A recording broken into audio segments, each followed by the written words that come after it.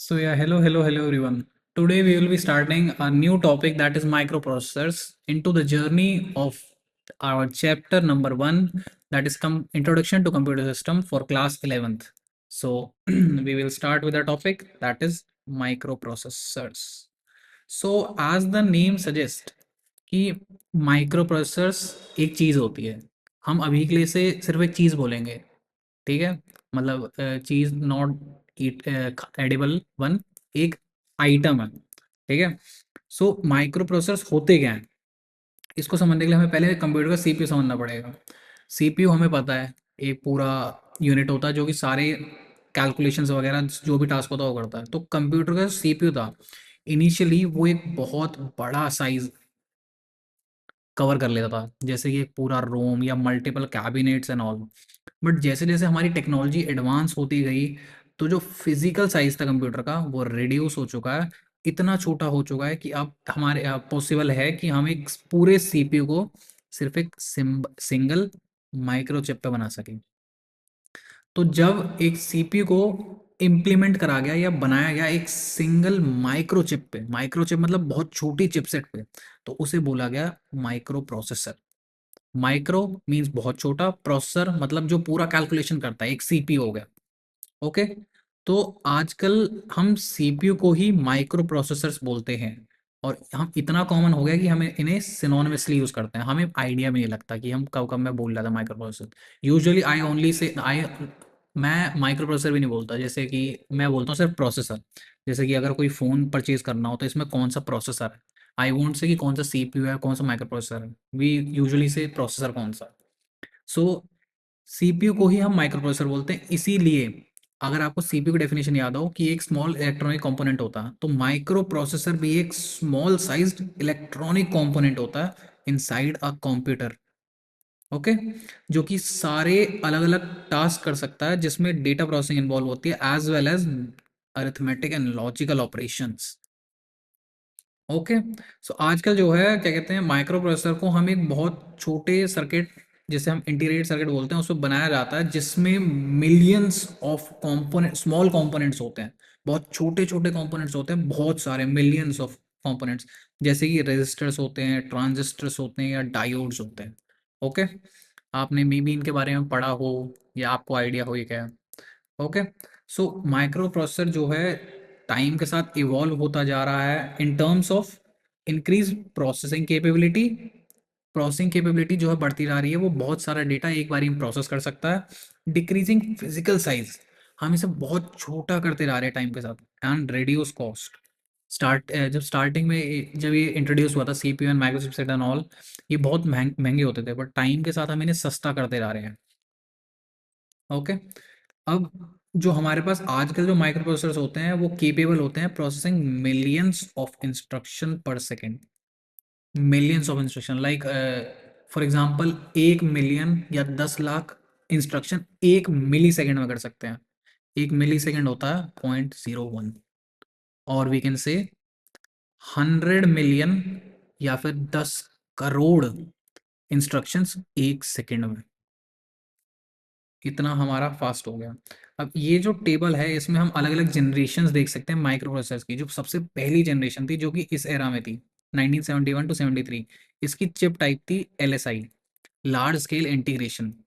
इसमें word size था 4 या 8 बिट। इसका मैक्सिमम मेमोरी साइज था 1, और क्लॉक स्पीड थी इतनी 108 kilo hertz to 200 kilo hertz, और इसमें सिंगल कोर होता था। ऐसे हमारे पास 5 तरह की जनरेशन है जो कि इस डेट्स को यूज हुई थी। और चिप टाइप ये था, पहले फर्स्ट और सेकंड में हम large scale integration chip type को यूज़ करते थे, और थर्ड और फोर्थ में हम वेरी लार्ज स्केल, जब और साइज बढ़ता गया। अब जब लास्ट और फिफ्थ जनरेशन टिल नाउ, हम super large scale integration use करते हैं। बहुत ही ज़्यादा इसमें जो है कंपोनेंट्स होते हैं। इसी के साथ जैसे जैसे हमारा चिपसेट डेवलप होती गई, चिप टाइप, वैसे वैसे वर्ड साइज जो है इंक्रीज होता गया, जो कि आज है 64 बिट्स का। ऐसे ही मेमोरी साइज और क्लॉक स्पीड इंक्रीज होती गई, और कोर्स पहले सिंगल थे। अब जब सुपर लार्ज स्केल इंटीग्रेशन को इंट्रोड्यूस करा गया है, तब मल्टी कोर प्रोसेसर हमें मिलने लगे। जैसे कि पर्सनली मेरे लैपटॉप में है octa core processor, like 8 course जो एक साथ काम कर सकते हैं। अब इसमें आप एग्जांपल्स भी देख सकते हैं अलग अलग। इसका सबसे जो फेमस एग्जांपल है वो है इंटेल का 8086। ये इतना फेमस है कि बीटेक के टाइम पे जब हम कंप्यूटर ऑर्गेनाइजेशन एंड आर्किटेक्चर के चैप्टर उसको सब्जेक्ट को पढ़ते हैं, कोआ जिसे हम बोलते हैं, उसमें इसकी आर्किटेक्चर को पढ़ाया जाता है, जिससे कि हम समझ सकते हैं कंप्यूटर का सीपीयू कैसे बिल्ड होता है। बट हम सिर्फ इसी को क्यों पढ़ते हैं, क्योंकि ये कॉम्प्लेक्सिटी एक्सप्लेन भी करता है। इससे आगे आने वाले जनरेशन जो है कॉम्प्लेक्स होते ही जा रहे हैं, और ये सबसे ईजिएस्ट है उस कॉम्प्लेक्सिटी में कि इसके बेसिस पे हम समझ सकते हैं। ओके। सो अब जो माइक्रो प्रोसेसर्स हैं, जैसे कि अगर हम कोई भी चीज़ खरीदें, जैसे फ़ोन लें हम, तो उसके अलग अलग स्पेसिफिकेशंस वगैरह देखते हैं कि इसमें कितनी जीबी रैम है, कितनी स्टोरेज है, कैसा कैमरा है, या फिर इसमें क्या कहते हैं टेलीकम्युनिकेशन के बैंड्स कौन से, 5G सपोर्ट करता है नहीं, या फिर इसमें चिपसेट कौन सी है। ऐसे ही माइक्रो प्रोसेसर्स को भी अलग अलग फीचर्स पे हम क्लासीफाई करते हैं, जिसमें होते हैं chip type like this, LSI, VLSI और SLSI, word size, memory size, clock speed etcetera. अब इसमें से कुछ फीचर जो हैं एक्सप्लेन करेंगे यहाँ नीचे। सबसे पहला आता है वर्ड साइज। वर्ड साइज होता है maximum number of bits. Maximum मतलब कितनी मैक्सिमम नंबर ऑफ बिट्स हम यूज कर सकते हैं, तो जो कि एक प्रोसेस को एक बारी में कर सकता है। पहले जो था एक वर्ड 8 बिट्स का होता था, मतलब हम एक बारी में 8 बिट्स को यूज कर सकते थे to process a single at a time. But अब जैसे जैसे हम एडवांस होते गए, अब हमारे पास जो है वर्ड साइज वो इंक्रीज होता जा रहा है। अब आज मिनिमम वर्ड साइज जो है 16 बिट्स का है और मैक्सिमम 64 बिट्स, विच मीन्स कि अब हम 64 बिट्स को एट मैक्स यूज कर सकते हैं, 64 नंबर ऑफ बिट्स को, जो कि माइक्रो प्रोसेसर एक बारी में प्रोसेस कर सकता है। ओके। नेक्स्ट आता है मेमोरी साइज। अब मेमोरी साइज आपने पहले के लेक्चर्स में सुना होगा कि मेमोरी और रैम, हम इन्हें सिनोनिमसली यूज इस वर्डिंग को यूज करते हैं। एक तरीके से हम बोल सकते हैं मेमोरी ही रैम है, रैम ही मेमोरी है। ऑल्दो हमारे पास सेकेंडरी स्टोरेज होती है, बट जनरली हम यही बोलते हैं। So depending upon the word size, जो वर्ड साइज होता है, साइज ऑफ रैम वेरीज। जैसे कि पहले बहुत छोटी होती थी रैम, 4 MB की, वो इसलिए होती थी पहले हम सिर्फ 4 और 8 बिट वर्ड्स को यूज करते थे। अब जो जैसे ही वर्ड साइज जो है इंक्रीज हो गया 64 बिट्स तक, अब हम राम को यूज कर सकते हैं of size up to 16 EB। इतनी बड़ी राम हम यूज कर सकते हैं जस्ट बिकॉज कि हमारा वर्ड साइज इंक्रीज हो गया। अब नेक्स्ट आता है क्लॉक स्पीड। अब आप इसमें दो वर्ड देख सकते हैं, clock and speed. Speed means अगर हम फिजिक्स में देखें तो कितना distance per unit of time हम कवर कर सकते हैं, और clock means time. Okay. So computer में एक इंटरनल क्लॉक होती है जो कि जनरेट करती है pulses at regular interval of time. Speed की तरह ही है ना। कंप्यूटर में एक इंटरनल क्लॉक होती है जो कि प्रोड्यूस करती है पल्सेस, जो कि हर रेगुलर इंटरवल ऑफ टाइम में प्रोड्यूस होती जाती हैं। तो clock speed basically means number of pulses generated per second. Okay.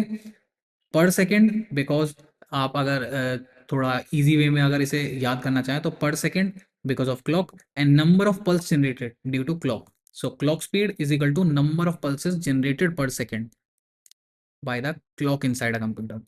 अभी जो क्लॉक स्पीड है ये क्या बताती है हमें, ये बताती है the speed at which computer can execute instruction. जितनी ज़्यादा क्लॉक स्पीड होगी उतनी फास्ट या उतनी ज़्यादा स्पीड से हमारा कंप्यूटर जो है इंस्ट्रक्शंस को एग्जीक्यूट कर सकता है, उन पर काम कर सकता है। ये पहले मेजर करी जाती थी हर्ट्स।